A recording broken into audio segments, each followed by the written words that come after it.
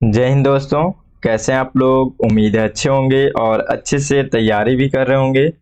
आप सभी के तैयारी को और बेहतर करने के लिए, उसमें वैल्यूएशन करने के लिए मैं 16 अगस्त 2023 का करंट अफेयर्स लेके आ गया हूं, जो कि समय से थोड़ा सा बहुत लेट हो गया है। थोड़ा नहीं, बहुत ज़्यादा लेट हो गया है, क्योंकि देखिए थोड़ा धीरे धीरे करके अब हैबिट बनेगा, इसलिए मैं पूरा कोशिश कर रहा हूँ। आपको वीडियो जरूर मिलेगा हर दिन। धीरे धीरे करके हैबिट बनेगा। सर में बहुत ज़्यादा दर्द होने लगता है, क्योंकि लंबे समय से काम करना। सुबेरे आपको 5 बजे रोज वीडियो डालना है, तो आदत धीरे धीरे बनता है। पहले ऐसा आदत नहीं था इस तरीके से, तो वो बनेगा। आप लोगों को मैं इसलिए ये बात बोला क्योंकि आप लोग भी ऐसा करें, ठीक है? थोड़ा तकलीफ होगा, बहुत ज़्यादा खुद मुझे भी परेशानी हो रहा है, लेकिन फिर भी मैं कर रहा हूँ। वही चीज़ आप लोग को भी अपने पढ़ाई में करना पड़ेगा, तब जा कर के आपको। और देखिए, आपको काम करने के बाद आप अपना जो लक्ष्य रखे हुए हैं, उस पे आपको काम करने के बाद सुकून भी मिलता है। थोड़ा सा दर्द होगा करने में, लेकिन सुकून भी मिलेगा, राहत फील होगा। तो आप लोग भी साथ में उस तरीके से कीजिए। मैं आप लोग को बोल भी रहा हूँ कि आप लोग 5 बजे हर रोज मेरे साथ आप लोग भी है। देखिए देखिए, एक चीज ये भी होता है, थोड़ा सा मोटिवेशन भी नहीं मिलता। आप लोग अच्छे से लाइक भी नहीं करते हैं, बहुत लोग मतलब लाइक नहीं करते हैं, ठीक है, कमेंट नहीं करते हैं। तो 5 बजे उठ करके आप लोग कम से कम, जितने लोग भी हैं, आप लोग एक बार कमेंट कीजिए। 5 बजे अगर वीडियो देख रहे हैं तो लाइक कर दीजिए। थोड़ा सा लगता है कि हाँ, आप लोग 5 बजे देख रहे हैं। 5 बजे लगभग मतलब ना के बराबर ही लोग देखते हैं। तो आप लोग थोड़ा सा ये सब कीजिए, साथ में कोशिश कीजिए मेरे साथ बने रहने का, ताकि आप लोगों को एक एक बाउंडिंग होता है ना, वो बाउंडिंग बना रहेगा कि हाँ, आप लोग भी 5 बजे पढ़ रहे हैं, है ना? तो मेरे साथ, मैं भी आप लोगों के सपोर्ट में हूँ, आप लोग मेरे सपोर्ट में हैं। आप लोगों को 5 बजे इसलिए उठना है क्योंकि मेरा वीडियो उस समय आ जाएगा, तो आप लोग अपना तुरंत करेंट अफेयर उस समय कंप्लीट कर लेंगे।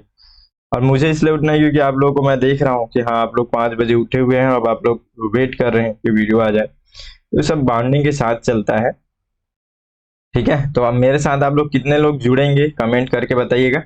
चलिए आगे हम लोग पढ़ते हैं। करंट अफेयर्स बहुत ज़्यादा इंपॉर्टेंट है। मैप प्रैक्टिस करेंगे पहले, उसके बाद से फिर हम लोग देखेंगे इसमें जल संसाधन प्रबंधन, ठीक है? उसके बाद से भारतीय न्याय संहिता विधेयक 2023। ये अभी जितने पुराने विधेयक, सॉरी, जितने पुराने अधिनियम वगैरह थे, उन सभी में चेंजेस किया जा रहा है। तो इसको मैं काफ़ी अच्छे से अभी बताऊंगा आप लोगों को, क्योंकि ये बहुत पहले से चल रहा है।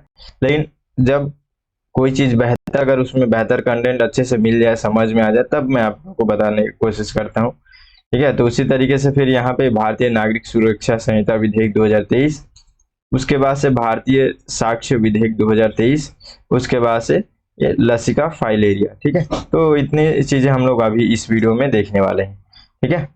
चलिए शुरुआत करते हैं और सबसे पहले मैप देखते हैं। देखिए, मैप में आज हम लोग ये श्रीलंका के बारे में देखने वाले हैं, क्योंकि देखिए श्रीलंका में भी कुछ कुछ जगह ऐसे हैं जहाँ पे अभी हमारे लिए इम्पोर्टेंट हो गए हैं। प्रीलिम्स की दृष्टि से आप देखते हैं कि एक ना एक प्रश्न आजकल, कम से कम 2 से 3 प्रश्न बल्कि पूछा जा रहा है मैप से। तो हम लोग को थोड़ा सा ये सब चीज़ों को ध्यान रखना है। देखिए यहाँ पे आप देख रहे हैं कि ये हमारा इंडिया हो गया। इंडिया के जस्ट यहाँ पे दक्षिणी क्षेत्र में आप यहाँ पे एक नारियल के आकार का ये श्रीलंका है, ठीक है? अभी कुछ समय पहले यहाँ के राष्ट्रपति भी आए थे, ठीक है? देखिए नाम याद, थोड़ा सा नाम इनका वो है ना, विक्रम राजपक्षे, ऐसा कुछ नाम है उनका। तो आप लोग देख लीजिएगा उसको। देखिए यहाँ पे आप देखते हैं कि ये है पाक स्टेट, ठीक है? ये वाला पॉइंट जो है, यहाँ पे आप देख रहे हैं पाक स्टेट।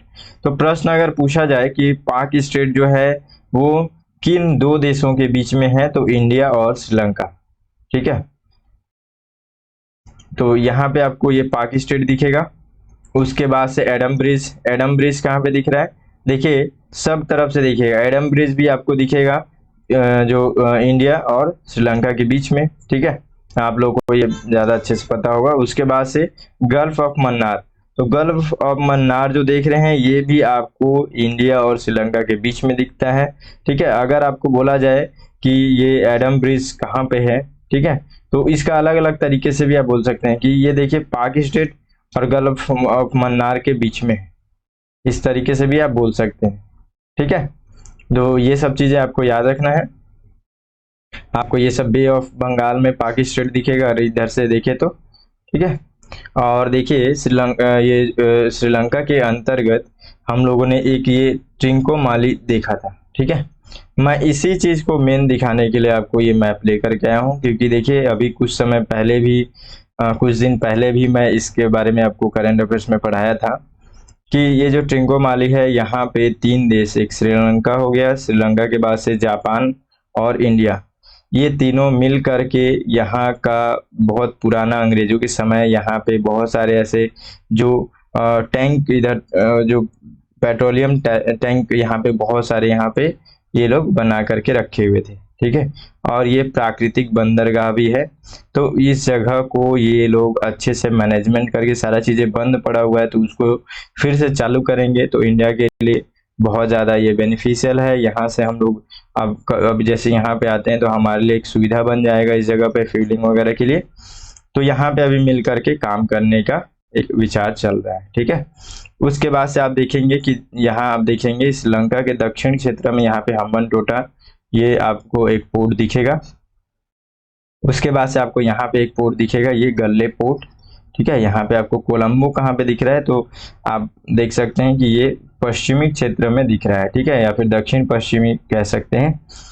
और उसके बाद से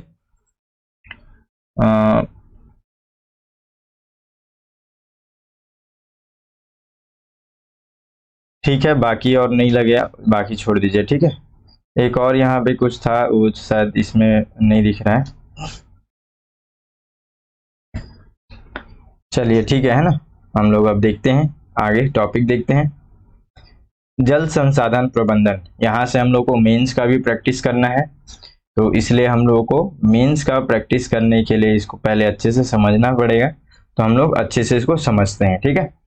देखिए अभी क्या है जल संसाधन प्रबंधन, देखिए अभी हर चीज़ें संसद में लगातार उसके ऊपर सवाल जवाब, इस तरीके से रिपोर्ट्स वगैरह हर चीज़ों का एक पूछताछ चल रहा है, ठीक है।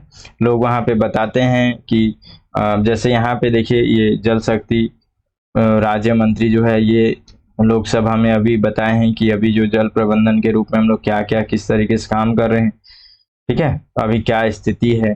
तो अब इस तरीके की बातें जो है वो न्यूज में आ जाती हैं और ये हमारे लिए बहुत ज़्यादा इम्पोर्टेंट हो जाता है, ठीक है। तो इसलिए हम लोग को इसको देखना जरूरी है। मेंस और प्रीलिम्स दोनों की दृष्टि से बहुत ज़्यादा इम्पोर्टेंट है, ठीक है। तो हम लोग यहाँ पे देखते हैं कि कौन कौन सा यहाँ पे एक पहल किया गया सरकार के द्वारा, ठीक है। वो पहल को याद रखना है प्रीलिम्स और मेंस की दृष्टि से, ठीक है। कभी भी जल संसाधन से संबंधित किसी भी तरीके का प्रश्न आया तो वहाँ पे आपको इसका मेंस का आंसर राइटिंग लिखते समय आपको ये सब पॉइंट्स याद रहेंगे, तो आप कुछ कुछ योजनाएं सरकार के द्वारा वहाँ पे गिना सकते हैं, ठीक है। और अगर ये योजनाओं से संबंधित प्रीलिम्स में प्रश्न आए तो भी आप बना सकते हैं। तो देखिए एक तो यहाँ पे निकला था ये नदियों को जोड़ने के लिए एक राष्ट्रीय योजना, ठीक है। ये वर्ष 1980 में अधिशेष बेसिनों से जल की कमी वाले क्षेत्रों में पानी पहुंचाने के लिए तैयार किया गया। राष्ट्रीय जल विकास एजेंसी ने नदियों को जोड़ने की परियोजना के तहत 30 इंटरलिंकिंग परियोजनाओं की पहचान की है अभी। तो नदियों को जोड़ने के लिए कार्य कौन करता है, तो राष्ट्रीय जल विकास एजेंसी, ठीक है। तो ये एक योजना यहाँ पे हो गया। उसके बाद से यहाँ पे दूसरा योजना आप देखेंगे, राष्ट्रीय जलभृत मानचित्रण प्रबंधन कार्यक्रम, ठीक है। यह केंद्रीय भूजल बोर्ड के द्वारा भूजल प्रबंधन विनियमन योजना के तहत कार्यान्वित एक केंद्रीय प्रायोजित योजना है। यह कार्यक्रम जलभृतों यानी कि जल धारण करने वाली संरचनाओं, ठीक है, का मानचित्रण करता है, उनका वर्णन करता है और जलभृत प्रबंधन योजनाओं का विकास भी करता है। इसका लक्ष्य क्या है, तो लक्ष्य है इसका पूरे देश में भूजल संसाधनों का सतत प्रबंधन करना, ठीक है। कम से कम आप लोग 5 योजनाएं याद रखें। मैं अभी जितने भी आपको बताऊंगा उसमें से आपको जो सही लगे, बेहतर लगे, याद रखने में बन जाए, याद रखते बन जाए, तो उनको आप याद रखिए, ठीक है। उसके बाद से प्रधानमंत्री कृषि सिंचाई योजना, ठीक है। तो हर खेत को पानी, ठीक है, ये इसी के अंतर्गत है। तो यह योजना कृषि तक जल पहुंच बढ़ाने और किसानों की कुशल सिंचाई को बढ़ावा देने के लिए लॉन्च की गई है। इसमें खेत में जल उपयोग दक्षता को बढ़ाना, उसमें टिकाऊ संरक्षण प्रथाएं लागू करना शामिल है। कृषि एवं किसान कल्याण विभाग के प्रति बूंद अधिक फसल, ये सब वर्ड्स वगैरह ध्यान रखिएगा, देखे होंगे आप, इसी तरीके से पॉइंट टू पॉइंट प्रश्न बनते हैं। तो ये जो है प्रति बूंद अधिक फसल घटक को लागू कर रहा है। इससे क्या होगा, तो प्रति बूंद अधिक फसल मुख्य रूप से सूक्ष्म सिंचाई के ऊपर बेस्ड है। ठीक है, जैसे ड्रिप हो गया, उसमें स्प्रिंकलर सिंचाई प्रणाली हो गया, के माध्यम से खेती स्तर पर जल उपयोग यहाँ पे दक्षता पर केंद्रित है। यह योजना वर्ष 2015-16 से परिचालित है और खेत स्तर पर जल संरक्षण को भी बढ़ावा देती है। ठीक है, उसके बाद से देखिए एक योजना और यहाँ पे है कि मिशन अमृत सरोवर योजना। ठीक है, यह क्या है, तो देखिए यहाँ पे ये जल निकायों के संरक्षण के लिए आज़ादी का अमृत महोत्सव के भाग के रूप में लॉन्च किया गया ये। ठीक है, प्रत्येक जिले में यहाँ पे 75 जल निकायों का विकास और कायाकल्प करने का लक्ष्य इसमें रखा गया है। तो इस तरीके से प्रीलिम्स में आपको प्रश्न देखने को मिलता है, और इतना ही पॉइंट को आप मेंस में भी लिख सकते हैं अगर जल संसाधन से रिलेटेड कोई प्रश्न हो तो। उसके बाद से देखिए जल जीवन मिशन। ठीक है, तो इसका लक्ष्य क्या है, इसका लक्ष्य है 2024 तक प्रत्येक ग्रामीण परिवार में पीने योग्य यहाँ पे नल का पानी उपलब्ध कराना, और पानी की कमी और सूखेग्रस्त क्षेत्रों में नल के पानी की आपूर्ति पर ध्यान देना। इसमें थोक जल अंतरण और क्षेत्रीय जल आपूर्ति योजनाएं शामिल हैं। उसके बाद से देखिए एकदम टू द पॉइंट लेकर के आया हूँ, ऐसा मत सोचिएगा एकदम कम कम लग रहा है तो कम, आप पहले इतना अच्छे से याद रख लें। ठीक है, तो कम लगने का जो वो खत्म हो जाएगा आपको टेंशन। ठीक है, जितना योजना है उतना योजनाओं में आप क्लियरली कितने योजनाओं को याद रख पाएंगे, पहले आप अपने आप को उस तरीके से देखिएगा। ठीक है, जितना कम पढ़ें अच्छे से पढ़ें, बस वो इम्पोर्टेंट है। मैं दबाव फील करने लग जाता हूँ, इसलिए मैं थोड़ा सा ये सब चीज़ों पे मतलब एक दबाव महसूस नहीं होना चाहिए, मैं अपने हिसाब से काम करूँ। मैं तो सोचता हूँ केवल एक ही पॉइंट लेकर के केवल एक आर्टिकल डिस्कस करूँ और उसको अच्छे से डिस्कस करूँ। ठीक है, लेकिन आप लोग उस तरीके से जवाब नहीं दे रहे हैं।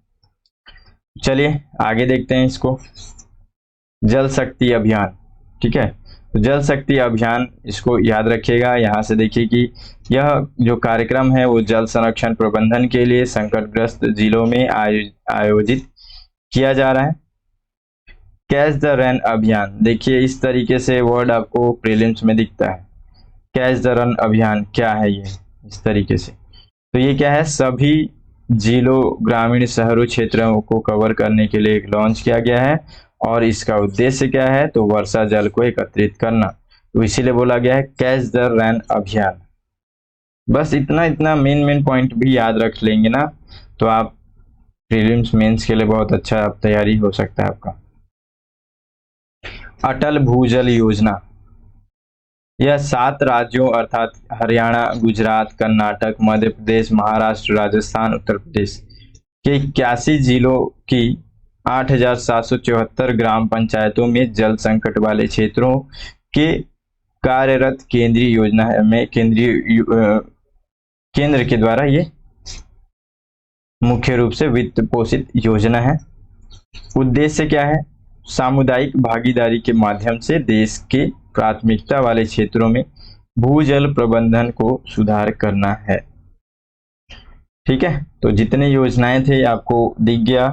देखिए यहाँ पे मैं इसीलिए इस तरीके का पॉइंट को थोड़ा ध्यान देता हूँ। आप देखिए यहाँ पे एकीकृत जल संभर विकास कार्यक्रम। ठीक है, तो इस तरीके का वर्ड से ऐसे ही प्रश्न अभी भी आपको दिखा होगा। 2023 का जो मैं प्रश्न एनालिसिस कर रहा था उसमें भी आप लोगों को दिखा होगा। ठीक है, तो ये यहाँ पे पूछा गया इसमें कि कार्यान्वित करने का क्या लाभ होगा। ठीक है, 2014 का प्रश्न है, लेकिन ये लगातार इस तरीके से प्रश्न पूछा जा रहा है। टॉपिक अलग है, पॉइंट अलग है, लेकिन पूछा जाता है। ठीक है, तो इसके अंतर्गत ये मृदा बह जाने की रोकथाम, ठीक है, अपर्दन जिसको कहते हैं। उसके बाद से यहाँ पे बोला जा रहा है कि देश की 12 मासी नदियों को मौसमी नदियों से जोड़ना, ठीक है। तीसरा, वर्षा जल संग्रहण और भौम जल स्तर का पुनर्भरण। चौथा, प्राकृतिक वनस्पतियों का पुनर्जनन। तो इसमें ये जो यहाँ पे जो पॉइंट है, इसमें ये वाला पॉइंट ऐड नहीं किया गया है।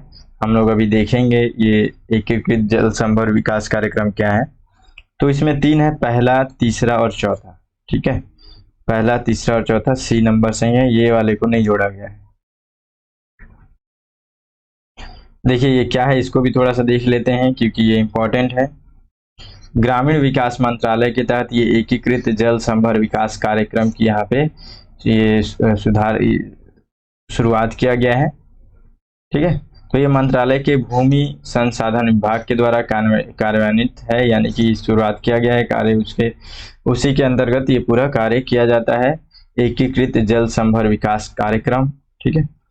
और इसका मुख्य उद्देश्य क्या है, तो इसमें मृदा, वनस्पति आवरण और जल जैसे नष्ट हुए प्राकृतिक संसाधनों का दोहन, संरक्षण, विकास करके पारिस्थितिक संतुलन को बहाल करना है। मृदा, जल, वनस्पति, फसल के संरक्षण और विकास के तरीकों का वर्णन करते हुए IWDP में शामिल है। IWDP एकीकृत जल संभर विकास कार्यक्रम ही है, ठीक है। जल संभर विकास से तात्पर्य है यहाँ पे जल संभर क्षेत्र के भीतर सभी संसाधनों की, जैसे कि प्राकृतिक, यहाँ पे भूमि, जल, पौधे, जानवर, ये सभी इसमें आ जाएंगे, ठीक है।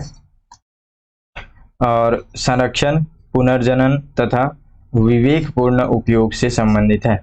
तो जल एकीकृत जल संभर विकास कार्यक्रम का मेन अर्थ भी यहाँ पे समझ में आ गया आपको, ठीक है। यहाँ पे आप देखिए कि सभी का संरक्षण करते हुए, ठीक है, उनका एक विवेकपूर्ण सस्टेनेबल उपयोग भी करना है, ठीक है। हालांकि देश की 12 मासी नदियों के यहाँ पे मौसमी नदियों से कोई भी ऐसे जोड़ने का कोई बात इसमें नहीं किया गया है, ठीक है। देखिए एक और प्रश्न यहाँ पे, पृथ्वी ग्रह पर अधिकांश ताजा पानी बर्फ की चोटियों और ग्लेशियरों के रूप में मौजूद है। शेष मीठे जल में सबसे बड़ा अनुपात यहाँ पे है, किसका है, इसके अंतर्गत, ठीक है। तो वायुमंडल में नमी और बादलों के रूप में पाया जाता है, मीठे पानी की झीलों और नदियों के रूप में पाया जाता है, भूजल के रूप में मौजूद है और मिट्टी की नमी के रूप में। तो यहाँ पे आपको दिखेगा भूजल जो है उसमें मौजूद है। देखिए यहाँ से प्रश्न 3 प्रश्न आए हुए हैं कि पहला देखिए यहाँ पे, भारत की राष्ट्रीय जल नीति का उल्लेख कीजिए। उदाहरण के तौर पर गंगा नदी को लेते हुए नदी जल प्रदूषण नियंत्रण प्रबंधन के लिए अपनाई जा सकने वाली रणनीतियों पर चर्चा कीजिए। भारत में खतरनाक अपशिष्टों के प्रबंधन और प्रबंधन के लिए कानूनी प्रावधान क्या है।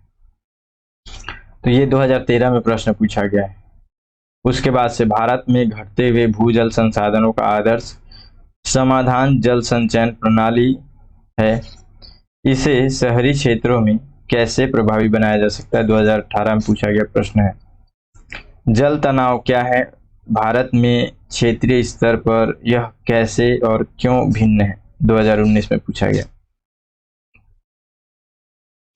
तो इस तरीके से आप देखें कि लगातार जो यहाँ से प्रश्न बन रहा है, इसीलिए आपको भी यहाँ से एक मेंस राइटिंग करना है। मेंस का एक मैं आप लोगों को यहाँ पे प्रश्न दे रहा हूँ, आप लोग इसका आंसर राइटिंग करेंगे, ठीक है। आप लोग का प्रश्न ये है, ठीक है, जल संसाधनों का प्रबंधन क्यों आवश्यक है। जल प्रबंधन हेतु सरकार के द्वारा किए गए आवश्यक कार्यों का वर्णन कीजिए, ठीक है। 250 शब्दों में उत्तर दीजिए। तो आप लोगों को 250 शब्दों में इसका उत्तर देना है। चलिए अब हम लोग अगला टॉपिक के ऊपर आगे बढ़ते हैं। भारतीय न्याय संहिता विधेयक। तो ये सब पूरा अंग्रेजों के समय का बनाया गया जो जितना कानून है, ठीक है, न्याय से संबंधित, उन सभी को अब हम लोग चेंज कर रहे हैं, ठीक है। चेंज करना जरूरी भी है। अभी तक इतना साल हो गया लेकिन हम लोग जो है उन्हीं के जो बनाए गए कानून है उसी पर चल रहे हैं। तो कहीं ना कहीं थोड़ा सा उसमें बदलाव करना जरूरी था। ठीक है, तो उसी का बदलाव यहाँ पे अलग अलग विधेयक लेकर के आया गया है। सभी विधेयकों को देखेंगे, उनकी विशेषताएं, क्या चेंजेस किया जा रहा है। ठीक है, देखिए सबसे पहला पॉइंट, हर एक चीज आप याद रखिएगा प्रीलिम्स और मेंस के दृष्टि से इंपॉर्टेंट है। सारी चीजें जितने टॉपिक है टू द पॉइंट है। ठीक है, तो यहाँ पे आप देखिए पहला कि ये जो भारतीय दंड संहिता 1860 के समय में ये लाया गया था, तो ये भारतीय दंड संहिता 1860 ये है। तो अब इसके स्थान पर जो है हम लोग भारतीय न्याय संहिता विधेयक 2023, अब ये चीजें यहाँ पे लेकर के आ रहे हैं, इसको चेंज करके। ठीक है, उसी प्रकार से दंड प्रक्रिया संहिता 1898। ठीक है, अब इसके स्थान पर हम लोग भारतीय नागरिक सुरक्षा संहिता विधेयक 2023 लेकर के आ रहे हैं। उसके बाद से साक्ष्य अधिनियम 1872, तो ये अब इसके स्थान पर हम लोग भारतीय साक्ष्य विधेयक 2023 लेकर के आ रहे हैं। ठीक है, तो ये सब पारित हो गया सभी, अब अधिनियम बन जाएगा ये। तो अब यहाँ पे देख रहे हैं कि इन तीनों को चेंजेस करने कुछ मूल मूल उद्देश्य है सरकार का। ठीक है, जैसे कि पहला तो यही है कि अंग्रेजों के द्वारा अभी तक चला हुआ एक नियम कानून जो है अभी तक हम लोग फॉलो कर रहे हैं, उसको चेंज करना। दूसरा, थोड़ा सा कठोरता कम करना है। ठीक है, कुछ ऐसे प्रावधान जो हमारे वर्तमान में बहुत ज्यादा गंभीर रूप से अभी चलते आ रहे हैं। ठीक है, महिलाओं से संबंधित, मॉब लिंचिंग से संबंधित, तो इस पे अभी परफेक्टली कानून या परिभाषित भी नहीं किया गया है इसको, तो ये सब चीजों को लेकर के आने का। तो सबसे पहले मूल उद्देश्य को आप लोग ध्यान रखें व्यवहारिक तरीके से केवल, तो फिर आपको अच्छे से समझ में आता है। तो कौन किसका स्थान ले रहा है, हो गया क्लियर, समझ में आ गया। बहुत ज्यादा हम लोगों को देखिए मेन चीज अब इधर ध्यान नहीं देना है, ये विशेषताएं इसमें क्या क्या है हम लोग को मेन चीज ये ध्यान देना है। ठीक है, तो हम लोग पूरा इनकी विशेषताएं जो मुख्य इंपॉर्टेंट विशेषताएं उसको हम लोग अब देखेंगे। ठीक है, तो एक बार हम लोग बस यहाँ पे देख लेते हैं थोड़ा सा भारतीय दंड संहिता जो है उसको हम लोग थोड़ा सा देखते हैं। ठीक है, भारत की एक आपराधिक संहिता है ये, जिसे वर्ष 1833 के चार्टर अधिनियम के अंतर्गत वर्ष 1834 के में स्थापित पहले कानून आयोग के अनुरूप वर्ष 1860 में तैयार किया गया था इसको। ठीक है, और दंड संहिता, दंड प्रक्रिया संहिता भारत में आपराधिक कानून के प्रशासन के लिए प्रक्रियाएं प्रदान करती हैं। इसे वर्ष 1973 में अधिनियमित किया गया और 1 अप्रैल 1974 को जो है इसको ये प्रभावी हुआ। ठीक है, उसके बाद से तीनों का बेसिक चीजें हम लोग थोड़ा थोड़ा सा देख रहे हैं। ठीक है, अब यहाँ पे जैसे ये भारतीय साक्ष्य अधिनियम, तो ये जो अधिनियम है मूल रूप से ब्रिटिश शासन के दौरान ये 1872 में, ठीक है, इंपीरियल लेजिस्लेटिव काउंसिल के द्वारा भारत में पारित किया गया था। भारतीय अदालतों में साक्ष्य की स्वीकार्यता को नियंत्रित करने वाले नियमों और यहाँ पे संबंध मुद्दों का एक सेट इसमें शामिल है। ठीक है, तो थोड़ा सा हम लोग बस इतना ही बेसिक इसके बारे में, इन लोगों के बारे में जो देखेंगे पुराने जो कानून है। अब हम लोग जो अभी नया कानून है उनकी विशेषताओं को देखते हैं। सबसे पहला है भारतीय न्याय संहिता विधेयक 2023, तो इसकी क्या विशेषताएं हैं। तो विधेयक जो है वो आतंकवाद, अलगाववाद, सरकार के विरुद्ध सशस्त्र विद्रोह, देश की संप्रभुता को चुनौती देने जैसे अपराधों को परिभाषित करता है। तो इसमें परिभाषा इन सब का दिया जाएगा। राष्ट्रद्रोह अपराध को यहाँ पे निरस्त किया जा रहा है। देखे होंगे आप कई बार ऐसा इसमें मामले आप सुने होंगे न्यूज में कि राष्ट्रद्रोह टाइप से किसी को भी, मतलब अच्छे से अभी उसको परिभाषित भी नहीं किया गया था। किसी भी तरीके का अगर मुद्दा हो तो उसको एक तरीके से राष्ट्रद्रोह के रूप में यहाँ पे बता दिया जा रहा था। तो कहीं ना कहीं इससे बहुत ज्यादा इस तरीके से विवाद बढ़े।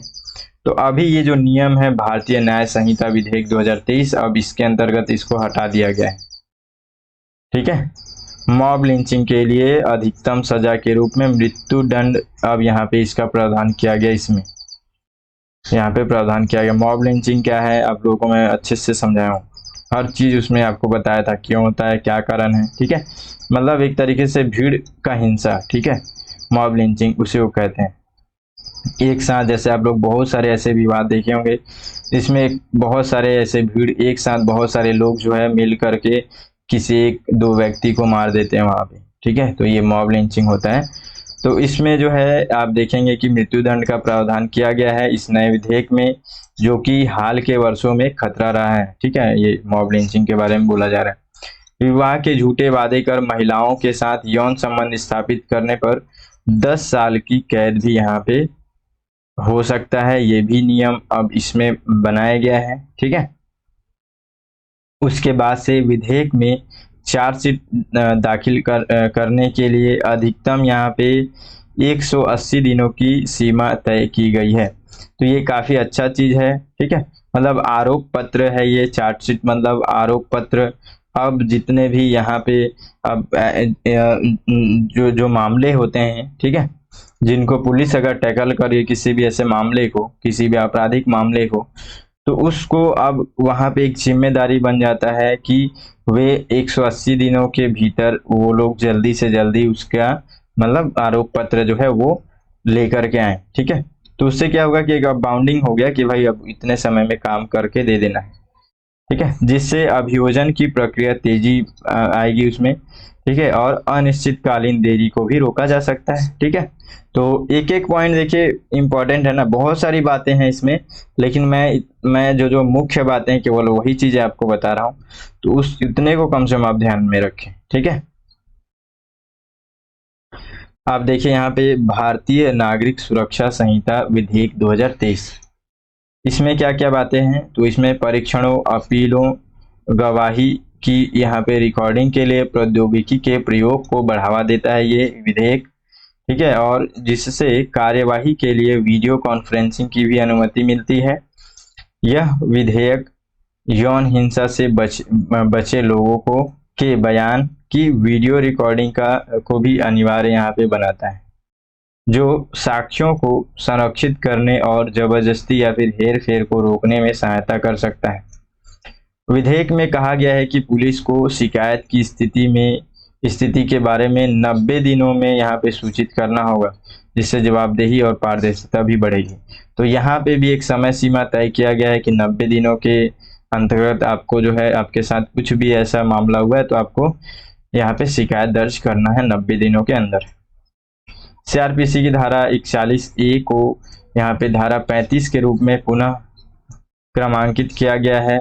इस परिवर्तन में एक अतिरिक्त सुरक्षा शामिल है, ठीक है, जिसमें कहा गया है कि कम से कम पुलिस अधीक्षक रैंक के लोग, ठीक है, यानी कि डीएसपी, इसको समझिएगा अच्छे से। पहले ये सब मामला था इसमें सीआरपीसी में, लेकिन अब उसको थोड़ा सा क्या करेगा, यहाँ पे थोड़ा सा उसमें चेंजेस किया गया है कि अब इस तरीके का कोई भी अगर मामला होता है यहाँ पे, तो उसमें डीएसपी रैंक के जो व्यक्ति हैं उनको यहाँ पे उन अधिकारियों को की पूर्व मंजूरी के बिना कोई भी गिरफ्तारी नहीं की जाएगी। इसमें कौन से लोग आएंगे, तो देखिए जो दंडनीय अपराध किए हैं, जो कि 300 वर्ष से कम की उसमें सजा हो, ऐसा कुछ अपराध किए हैं, या फिर कोई ऐसा व्यक्ति है जो कि 60 साल का व्यक्ति है, ठीक है, यानी कि 60 साल के अधिक व्यक्ति है, अगर वो कोई इस प्रकार का कोई भी अपराध किया हुआ है तो उसके, और ये 3 साल से कम की सजा के मामले में जो है डीएसपी से एक बार परमिशन जो है इनको लेना पड़ेगा इस मामले में किसी भी तरीके का गिरफ्तारी वगैरह करने के लिए, ठीक है। तो ये समझ में आया। देखिए कुछ कुछ बातें इसमें और है, जैसे कि फरार अपराधियों पर न्यायालय के द्वारा उनकी अनुमति में मुकदमा चलाने और सजा सुनाने की अनुमति भी ये देता है, और यह मजिस्ट्रेटों को ईमेल, मैसेज, व्हाट्सएप मैसेज आदि जैसे कि इलेक्ट्रॉनिक रिकॉर्ड के आधार पर भी अपराधों का संज्ञान लेने का यहाँ पे अधिकार दे रहा है अब। तो ये सब कुछ कुछ नए नए जो चेंजेस है उसको ध्यान रखिए, जिससे साक्ष्य संग्रह और सत्यापन की सुविधा मिल सकती है। मृत्यु की सजा के मामले में दया याचिका राज्यपाल के पास 30 दिन के भीतर और राष्ट्रपति के पास जो है यहाँ पे 60 दिनों के भीतर दाखिल की जानी चाहिए। राष्ट्रपति के निर्णय के विरुद्ध किसी भी न्यायालय में अपील नहीं किया जा सकता है, ठीक है। तो क्षमादान का जो राष्ट्रपति और राज्यपाल की शक्ति है हम लोग जानते हैं, तो उसी के बारे में भी यहाँ पे एक बाउंडिंग प्रावधान कर दिया गया है, ठीक है। तो इस तरीके से ये हो गया भारतीय नागरिक सुरक्षा संहिता 2023 की विशेषताएं, क्या क्या चेंजेस की। अब हम लोग देखते हैं यहाँ पे भारतीय साक्ष्य विधेयक। ठीक है, तो ये साक्ष्य रखने के लिए यहाँ पे विधेयक बनाया गया है कि साक्ष्य किस तरीके से हम लोग रखेंगे, पेश करेंगे। ठीक है, जैसे कि देखिए यहाँ पे बिल इलेक्ट्रॉनिक साक्ष्य को किसी भी उपकरण या सिस्टम के द्वारा उत्पन्न या प्रसारित किसी भी जानकारी के रूप में परिभाषित करता है जो किसी भी माध्यम से संग्रहित या पुनर्प्राप्त करने में सक्षम है। इलेक्ट्रॉनिक साक्ष्य की स्वीकार्यता, जैसे कि यहाँ पे प्रामाणिकता, अखंडता, विश्वसनीयता आदि के लिए विशिष्ट मानदंड निर्धारित करता है जो डिजिटल डेटा के दुरुपयोग और छेड़छाड़ को भी रोक सकता है। डीएनए साक्ष्य जैसे सहमति, हिरासत की श्रृंखला आदि की स्वीकार्यता के लिए विशेष प्रावधान प्रदान करता है जो जैविक साक्ष्य की सटीकता और विश्वसनीयता को बढ़ा सकता है।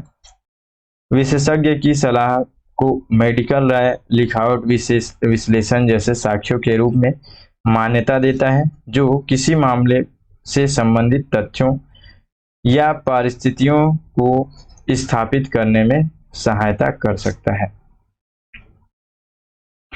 ठीक है, तो उसके बारे में भी हम लोग समझ गए। लास्ट टॉपिक है लसिका फाइलेरिया।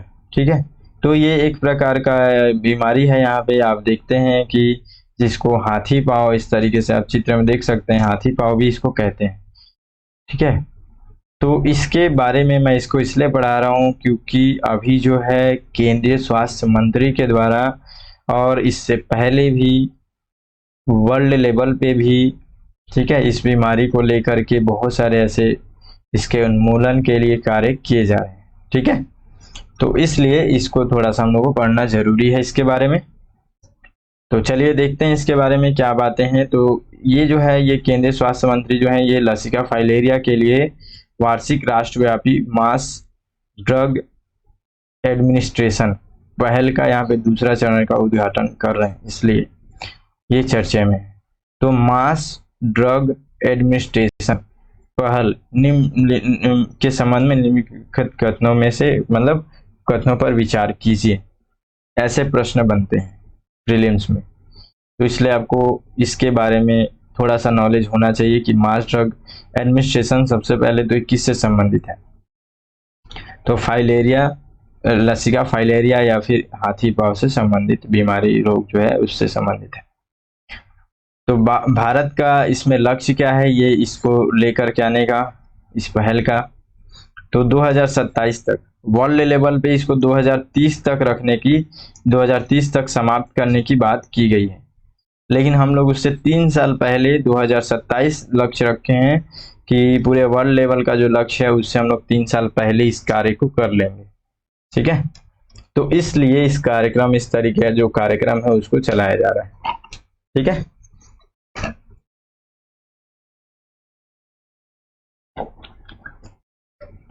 चलिए आगे देखते हैं।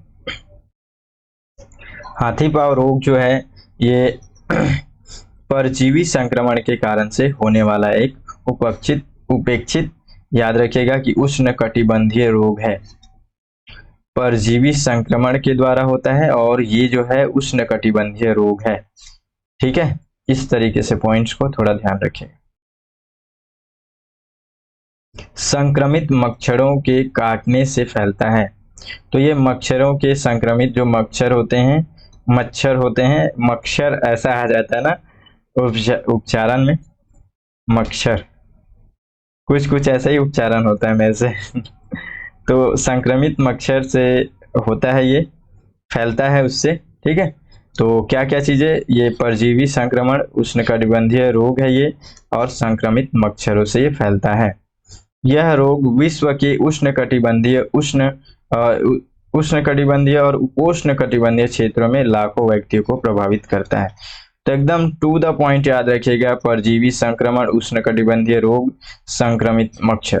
ठीक है, पूरे वर्ल्ड लेवल पे जो है उष्णकटिबंधीय, उपोष्णकटिबंधीय वही है। ठीक है, थोड़ा थोड़ा सा तापमान का डिफरेंस रहता है, लेकिन कम से कम हम लोग को ये 3 चीजें यहाँ पे और चौथा चीज क्या है, मास ड्रग एडमिनिस्ट्रेशन पहल जो है वो याद रखना चाहिए।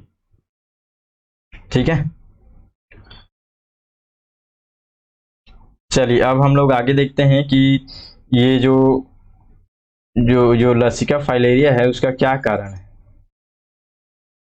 तो देखिए ये जो है यहाँ पे फिला फिलारोडीडिया परिवार से यहाँ पे नेमाटोड के रूप में वर्गीकृत एक परजीवियों के संक्रमण के कारण ये होता है। ये सब थोड़ा सा साइंस का चीज है तो इसमें थोड़ा सा वर्ड रहता ही है ना, आप लोग याद रखिएगा थोड़ा सा।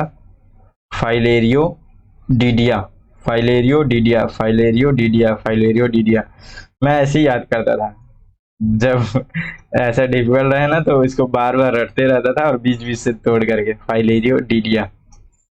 ठीक है, परिवार के नेमाटोड, ठीक है नेमाटोड, तो इसके रूप में इसको वर्गीकृत किया गया है। ये परजीवियों के अंतर्गत ये वर्गीकरण है। ठीक है, तो इसी कारण से होता है और ये धागे जैसे फाइलेरिया क्रेमी होते हैं। ठीक है, और ये 3 प्रकार से होते हैं। देखिए कैसे होते हैं, यहाँ पे आपको चित्र में दिखेगा। देखिए ये मच्छर, ये जैसे मच्छर काट रहा है। ठीक है, तो ये क्या है, ये जो है इसको फैला रहा है मच्छर, और इस तरीके के ये होते हैं। ये इधर भी आपको दिखेगा ये। ठीक है, तो इस टाइप से परजीवी होते हैं जो मच्छरों के काटने से फिर वो हमारे अंदर आते हैं और फिर इस तरीके से हमको प्रभावित करते हैं। ठीक है, तो इसमें 3 प्रकार होते हैं। और देखिए यहाँ पे कि वूचेरेरिया, ठीक है, बैनक्राफ्टी, तो ये वूचेरेरिया बैनक्राफ्टी जो है ये 90% मामलों में उत्तरदायी होता है, तो इसलिए इसका नाम याद होना जरूरी है। फिर ब्रूगिया मलाई, जो कि शेष अधिकांश मामलों में ये कारण बनता है। उसके बाद से ब्रूगिया टिमोरी, ये भी इसी में है, लेकिन सबसे मेन इंपॉर्टेंट है ये। ठीक है, वूचेरेरिया और बैंक्राफ्टी। तो इस तरीके से थोड़ा सा तोड़ तोड़ के आप लोग याद रखेंगे, 2-4 लोग का नाम रख दो, याद रहेगा। फिर आता है लक्षण। तो इसमें लक्षण देखेंगे कि लसिका फाइलेरिया संक्रमण में